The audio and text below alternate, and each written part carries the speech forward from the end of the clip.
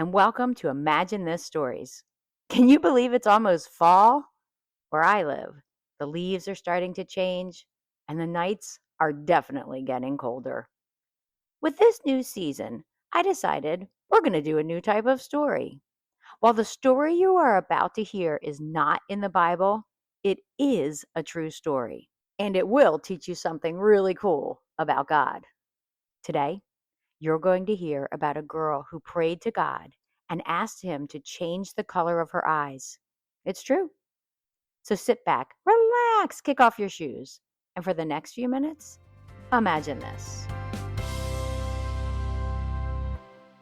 On December 16th, in 1867, a girl named Amy Beatrice Carmichael was born in the small village of Millisle in Northern Ireland. She was the oldest of 7 children. Her parents, David and Catherine, loved God and taught all their children about Jesus and how much He loves them. Now in Ireland, it's very common for people to have light skin and blue eyes. Amy was born with light skin and brown eyes. She was not happy about this. Not at all. When she was about 4 or 5 years old, Amy prayed to God that He would please, please, please change her eyes from brown to blue. She went to sleep that night very excited to see what would happen. The next morning, she jumped out of bed and ran to the mirror. She closed her eyes tightly when she got there, and then when she popped them open, she looked into the mirror.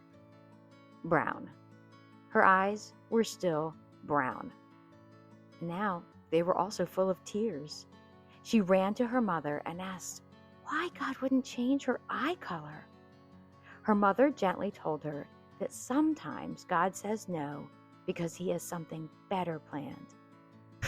Amy could not imagine what in the world would be better than having blue eyes. It would take many years before she discovered the reason God had said no to her prayer. Amy was a lively, curious child. She loved stories and had a strong imagination. She also had some health problems.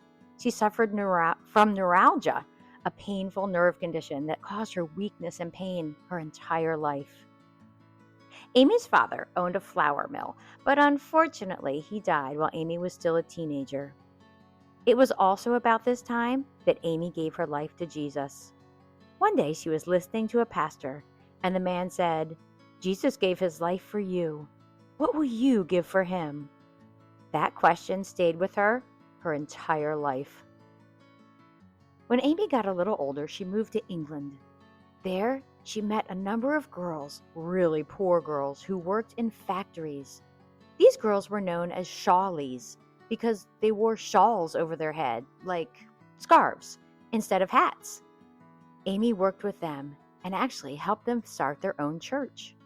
But in 1895, when she was 28 years old, she traveled to India. She stayed there for the rest of her life, 55 years, without ever returning home. She also started something called the Dohnavur Fellowship. It was a community that cared for children rescued from temple slavery. You see, in parts of India at that time, some children, often little girls, were given to the Hindu temples. Families who were poor or desperate often thought that the children would live there and be taken care of. They did live there, but the people there did not take good care of them. Not at all. And once the children were there, they could never leave. The only way out was for them to sneak away and escape. But even if they were able to do that, which was incredibly dangerous, where would they go? They couldn't go home, or their parents would have to bring them back to the temple. Well, in 1901, Amy met her first temple child, a young girl named Preena, who had escaped from the temple and begged Amy to help her. Amy did help this little girl, and then she learned that there were so many other children inside the temple that needed helping. But in order to help them, she would actually have to go into the temple. This would not be an easy task. Remember, she was not from India. She was born in Ireland. She had very light skin that looked nothing like the Indian people. So she came up with a very clever idea. First, she put on a sari, a type of Indian dress.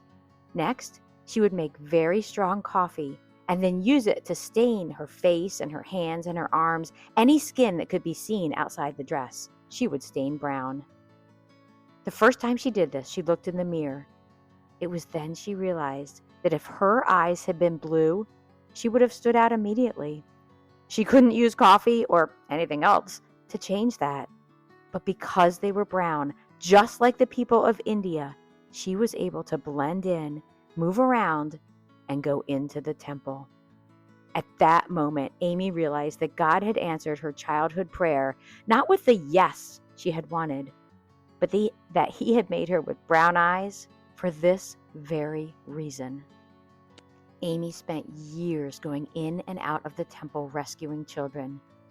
She opened a place with houses and schools where the rescued children could grow up in a family-like setting with love and safety.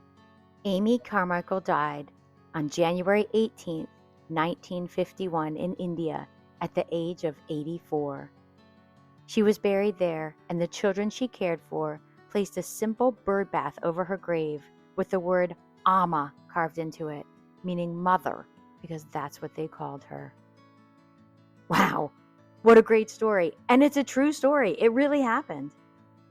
Do you ever pray to God for something that you really, really, really want, and it just doesn't happen like you think it should, or like when it should? Yeah, me too. It's not easy, is it? I guess we need to remember that God can see everything about our lives, what happened before, what's happening now, and what's going to happen in the future. And He knows what we need and when we will need it. I hope that this week, as you pray to God and ask Him for specific things, that you'll remember Amy Charmichael, and remember that just as God had a purpose and a plan for her, He has a purpose and a plan for you. Have a fantastic week, and I look forward to talking to you again soon as we imagine this. Bye.